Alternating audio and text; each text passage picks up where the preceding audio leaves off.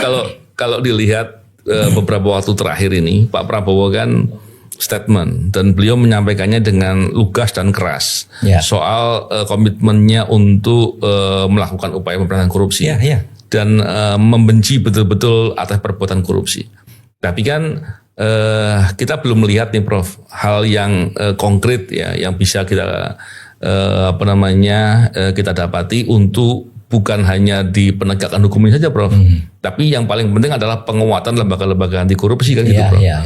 Kalau Prof bisa memberikan pandangan-pandangan sebaiknya apa sih yang dilakukan Prof? Mengingat begini Prof, kalau hanya penindakan-penindakan saja seperti kejaksaan yang sekarang ini banyak, terus melakukan penindakan ya Prof ya, mungkin Polri, mungkin KPK, itu kan nanti mudah Prof, orang membuat sekedar seolah-olah lagi tangani perkara banyak, padahal ranting-rantingnya juga tidak ditangani ya kan ada bisa seperti itu Prof, walaupun ada juga ditangani secara tuntas, tapi kan peluang itu ada. Jadi sekedar mendapatkan perhatian saja tapi tidak sistematis untuk bisa memberantas korupsi secara keseluruhan.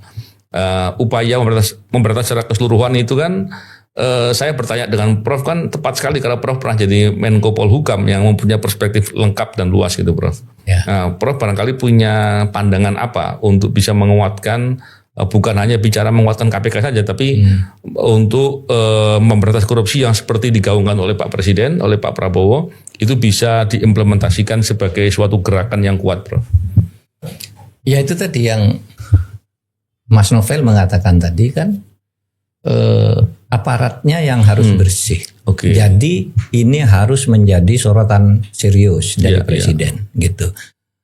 Dengan husnudon. Saya melihat kalau semangatnya Pak Prabowo tuh sungguh-sungguh, baik di dalam konsepnya maupun di dalam upaya implementasinya. Pak Prabowo ya. Tapi ini aparatnya kan masih pada kotor nih.